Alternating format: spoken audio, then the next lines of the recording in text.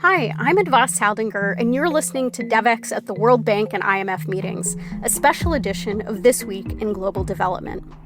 Every year in spring and fall, finance ministers, civil society organizations, and private sector financiers gather at the World Bank and IMF meetings to discuss the state of the global economy. This year's spring meetings take place as a large number of countries face debt distress and high interest rates that make it difficult for them to borrow money to pursue key development-related projects. Low-income countries in particular are struggling to recover after the COVID-19 pandemic. With this year marking the 80th anniversary of the World Bank and the International Monetary Fund, a key question is whether these organizations are still fit for purpose given today's global challenges. And what happens, especially at the World Bank, often sets the tone for the whole multilateral development bank system and beyond. Over the next few episodes, I'll be digging into how these conversations are playing out at the bank's spring meetings in Washington, D.C.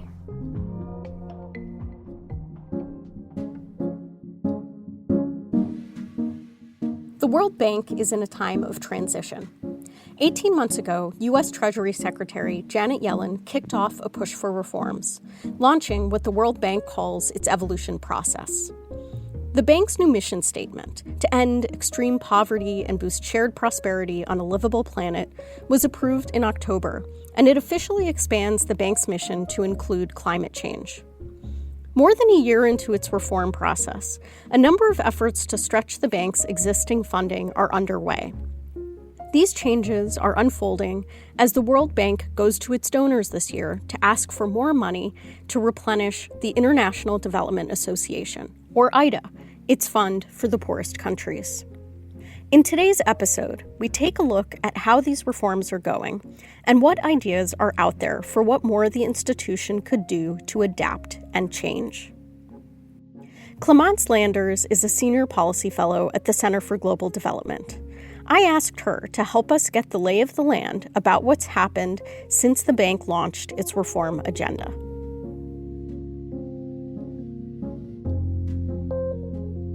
There have been a significant amount of changes at the institution, and I would start in particular with one of the most notable ones, which is the change in leadership. With Ajay Banga's arrival, there's just been an enormous amount of activity underway at the institution.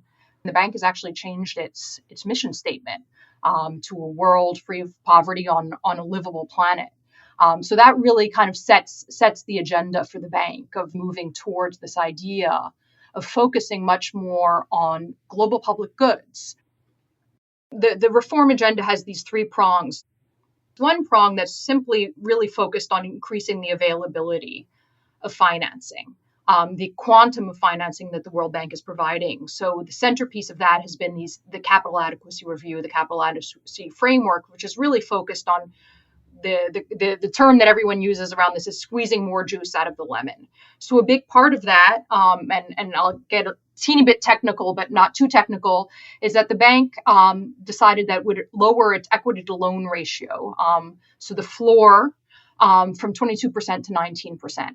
And that was going to be enable the bank to free up about $50 billion in new lending over the next 10 years. And they've also launched a whole new kind of host of instruments that can enhance their overall lending. So one of these is this shareholder guarantees, which have been employed often for countries to allow the bank to increase its lending headroom for certain countries, notably Ukraine. So far, I wouldn't say that there's been tremendous, a sense of a tremendous expansion in the overall portfolio.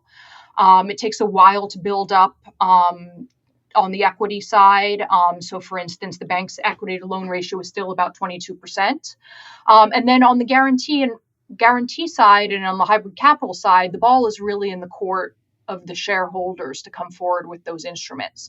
And so I think one of the questions that's really on the table is, the bank is kind of saying, well, we've stretched, we're squeezing the juice out of the lemon, and we've launched all of these new instruments, but we still are pretty far off from where we would like to be.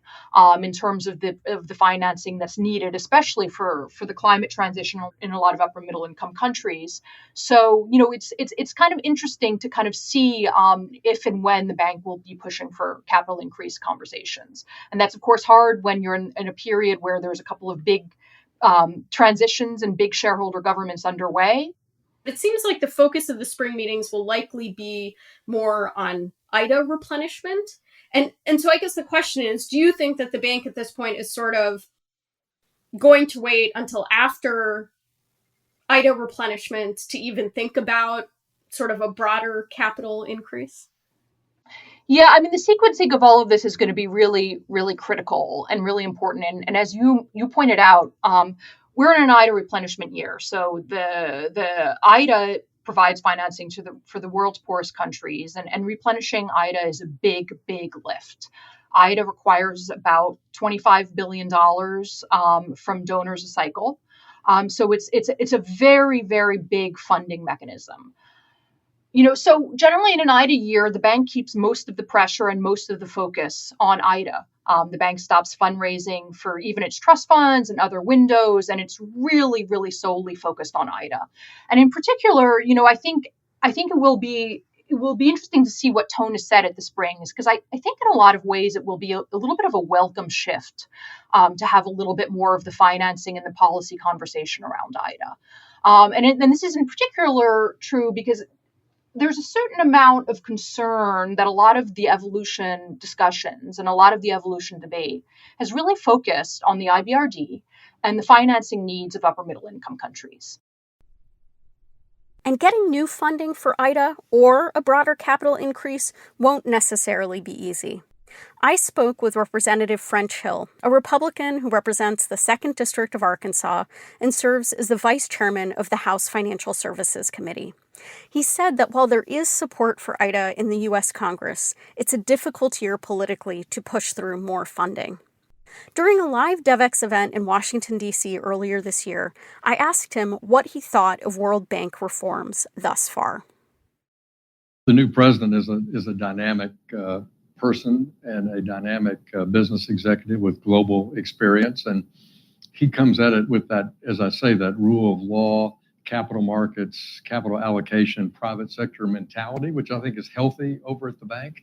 You need that sort of catalytic person at the head to try to move this giant machinery of the World Bank. Secretary Yellen, I think, has been supportive of that too. The most important thing they can do is obviously keep their credit rating high and be able to try to use that as leverage. And we've experimented there. I don't know that we've been as successful as we might be in extending the brand and extending that financial capability. But at the heart of it, what more could they do?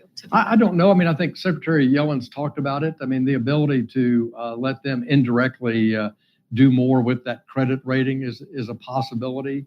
Their technical assistance, I think, is very, very valuable, maybe more valuable sometimes than the credit they extend, honestly. But partnering is key, and they've got the elements to do that. And I think that's where Ajay is potentially headed. And he also wants to make sure he's delivering value, and that gets into the bureaucracy of decision-making on extending that credit under what terms and conditions. My view is to stay focused on the core mission of development and fighting poverty through development and being focused on that mission and not have mission creep. I think a bigger challenge personally for me over at the IMF than at the World Bank. So what would it take to get more funding from the U.S. government? Representative Hill shared a few policy changes that U.S. politicians might look for as part of an IDA replenishment or capital increase. Well, I think first, an all of the above energy strategy for the Global South, I think is important. I think graduation from China, from World Bank lending status might be something that some on the Republican side of the aisle would be encouraging. Transparency on how the World Bank uses trust funds and how those are monitored would be an area I think that could be of interest, so that people know that who's sponsoring the trust fund, what's the transparency around it, what's the mission of it, does it have a sunset, will it end someday, or is this just an exercise in perpetuity? And then I think helping to link back to the big issues that you and I've talked about before, that both the bank and the IMF perform a function of insisting on transparency in sovereign lending to our most impoverished countries, and that we do not facilitate the kind of things that we read about at William and Mary's study of China's lending in their Belt and Road program to the global south, where you have predatory pricing, you have hidden terms, you have conflicts of interest built in, you have requirements to use poor contractors with no record of success, or capturing a commodity basis for repayment and penalizing the country. These things should be enforced, in my judgment, through the World Bank and the IMF's ability to aid and design and use technical assistance with these countries that need the help the most. And those are the kinds of reforms that I'm talking about. Let's stay focused on the mission at hand, which is the health and well-being of people in our poorest countries in the world, and not be caught up with fads in New York, Washington, or Paris. And let's demand change and not be timid about it, and take the initiative to lead here. And this is a place where the United States can do that.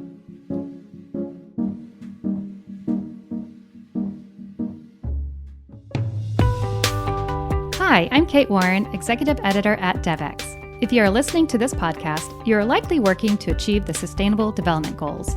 But are you subscribed to Devex Newswire? Global development can be a fast-moving, complex sector. Our team of global reporters work every day to bring you the news you need to make sense of it all. In Devex Newswire, we keep you up to date on issues ranging from climate change financing to gender equality and global health to transforming the food system, all in a fun-to-read, free newsletter delivered directly to you 5 days a week. Join the hundreds of thousands of global development professionals who receive Devex Newswire and visit devex.com/newsletters to sign up to this free newsletter today. The World Bank recently released a development committee paper outlining how it plans to implement some of the additional reforms. It includes some of the bigger financial reforms, but also delves into operational and structural changes. There's discussion of a recently released new corporate scorecard, new grand challenge programs, a new knowledge platform, and more. The list of what they plan to do is long. So I asked Clemence Landers to help parse some of the details. I think there's a lot in here, but there's a lot that remains very tantalizingly vague. A big part of the evolution is really this attempt to get the World Bank and the IBRD in particular to focus more on what shareholders are calling global challenges. And I think in a lot of ways, this was really born out of the fact that there was a feeling that the World Bank had sort of missed the boat in COVID. And part of it was that the World Bank model just really wasn't adapted to a global crisis. I think a lot of the evolution is an attempt to correct that, an attempt to fix that problem in the model. And I think then you kind of get into a lot of the theories of what went wrong in the bank, and what really needs to be changed so the bank can be useful to its clients. And I think you see a couple of these different theories tested out in this paper. So, one of them is really that the bank is the core of the bank is that it's a demand-driven model. Part of this evolution roadmap is how do we bridge that gap between the national interest and the global interest? And part of it is around thinking of how do we incentivize countries to do things to take on some of these global challenges where the positive global externalities are very strong. And part of the theory around this is that there needs to be more concessionality in the system. You really need to pay countries to do the right thing. So you have mention in here of something called the Livable Planet Fund, which is meant to be sort of a concessional financing vehicle that sits alongside the IBRD, that really is meant to provide incentives for countries to borrow for things that have big positive global externalities. So that's the pricing incentive and this kind of whole part of the global public goods window. And then kind of, I would say, sitting beside that is this idea of a speed incentive. And this has been something that the President Banga himself has really been speaking a lot about, of the need for the bank to move faster. And in particular, and here in this paper, there are some targets around the time it takes to just bring a project to the board, and really wanting to reduce that time from, I think it's something like 17 months to 12. And part of that is the feeling that a lot of countries are moving away from the bank, or are less interested in borrowing from the bank, simply because it operates too slowly. That's been a big focus of President Banga's, is on this concept of kind of fixing the plumbing, as he calls it, and kind of moving forward with speed. And then I would just put in a third one alongside that is the volume incentives. And so on one side, we were just talking about that of, the hybrid capital and the guarantees and some of the internal changes the bank has made to its financing model to increase volume. But I'd also add to that private capital mobilization.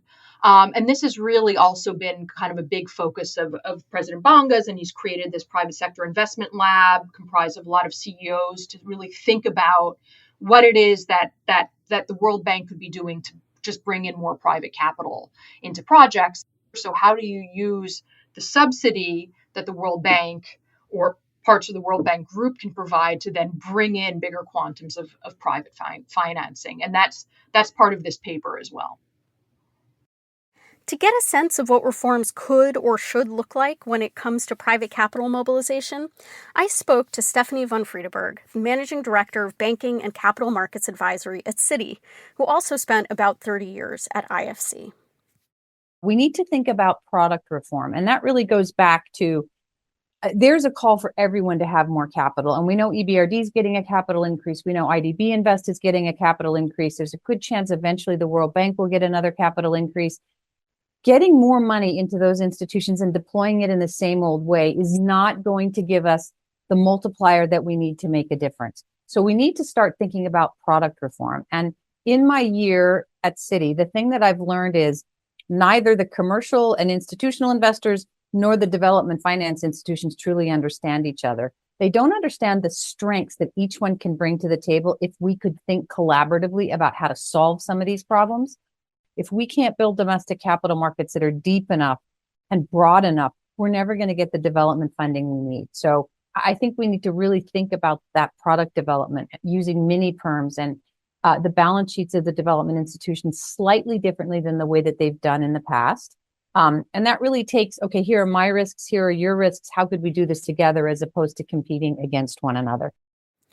Von Friedeburg told me that the World Bank Group and other multilateral development banks also need to think about how they're setting their key performance indicators and what sort of behaviors they're incentivizing. The system won't change if the right metrics are not in place, she told me. The best example I can give you is that when you set a key performance indicator on climate that is using own account, what does that drive you to do? It drives you to do the biggest projects on your own balance sheet, even though there's an opportunity for you to bring someone else in on a commercial basis. If we can't have a dialogue where we say taxpayer money built these development institutions and we should now get value out of them by ensuring that we have the right regulatory environment and that we understand what the preferred creditor status brings, what an AB loan structure provides, what an AB bond might actually bring to investors in relation to the security of those investments, we're not going to get there. One of the questions that I've been thinking about, especially with this latest development committee paper laying out a laundry list of priorities, is how many of these proposals are actually new? Or are they more of a repackaging of existing programs or policies with slight tweaks? So I asked Clemence whether the reforms to date are transformative or whether they are more limited changes aimed at being responsive to shareholders. That is the question. And I think in a lot of ways, the proof will really be in the pudding, to kind of put it in those terms. And it will, we'll have to see how this plays out over the next 5 years to decade. I mean, for a lot of people, I think that there was a feeling that the World Bank reform was going to be a sprint, and I think these things are always end up a little bit more being marathons than sprints. And this is an institution that's very hard to change. I mean, I feel like MDB reform kind of keeps coming up in international conversations as this perennial topic. There are a lot of things that are very familiar. This is not the first time the World Bank's revamped its corporate scorecard. This is not the first time, in a lot of ways, the global challenges, the global challenges areas of focus really kind of remind me in a way of Jim Kim's, global solutions areas. Private capital mobilization has been a white whale that has been around for a very long time. It used to be called the billions to trillions agenda. So, a lot of these things aren't new. And, within the institution, I think there's always been a certain amount of resistance to change. One of the things that concerns me the most, in a way, about this reform conversation is really trying to understand how much political consensus inside the board of the organization exists around this agenda. And I think in a lot of ways that will that will make or break this. And in particular, a lot of the countries that borrow from the bank are not particularly interested in having, rich country shareholders telling them how to borrow, what to borrow for. And the demand-driven nature of the institution is just such an intrinsic part of what has made this an important institution, that any attempt to really kind of direct funds is something that a lot of borrowing country shareholders have been very vocal about being concerned about. There are some who argue that as these reforms play out, they are mirroring a dated power dynamic. When I spoke with Kevin Gallagher, the director of the Global Development Policy Center at Boston University earlier this year, he talked about the need for these changes to not just be driven by shareholders, but by the needs and wishes of borrower countries. These things were created a long time ago in a different era. The United States and the Europeans basically have veto power over all decisions. And there's a gentleman's agreement that the head of the World Bank is always an American and the head of the IMF is always a European. And unfortunately, that still hasn't changed. I think as we look at this 80th anniversary, we have to realize that there's competition out there, that the MDBs are only about $4 trillion of the $23 trillion of development finance there. And some stakeholders like the Chinese have really entered this space in a really positive way. According to our research, the Chinese since 2008 have brought about $500 billion into the development finance space. That's about around the same level in orders of magnitude as the World Bank. So China's added a World Bank out there. They do infrastructure where the World Bank had abandoned it. It's helped the World Bank and the MDBs move back into infrastructure. And so the good news is that we have healthy competition, but competition is there. And now there are alternatives for developing countries if the MDBs don't reform. And so we need to realize that there is an ecosystem here, but we need to coordinate. Healthy competition is good, but especially when in times of friction and crisis like this, if we don't coordinate, we can not meet the goals that we're all looking for. We have to agree on a set of goals, which is why I'm excited that the G20 is at the heart of this, because it's much more representative than the Western-backed, what Chris Humphrey calls legacy institutions that are run by the West. The G20, especially now with the African Union as a component of it, really represent about 90% of the world and can help us have a more balanced conversation about development finance. Making the system bigger is a big part of the agenda for the G20, but also making these institutions much better. They focus so much on project finance rather than transformational development finance. And that we can't think of this as one project at a time. They need to be part of coordinated policy frameworks from the ground up, from countries' needs. Different countries have different development needs and different financing needs that can't be one size fits all, and that we need to develop country platforms that all different kinds of investors can play a role in.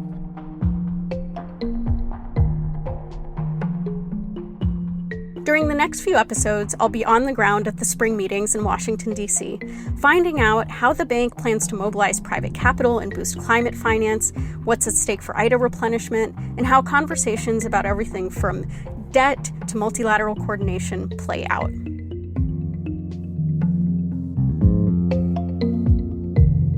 Thanks for listening to Devex at the World Bank and IMF meetings, a special edition of This Week in Global Development. If you enjoyed today's episode, please share it, or you can leave us a rating or review. We'd also love to hear from you if you have any feedback or want to get in touch. You can find me on social media at Adva Sal, or send an email to podcast@devex.com. Devex at the World Bank and IMF meetings is hosted by me, Adva Saldinger. Today's episode was edited by Catherine Girardeau.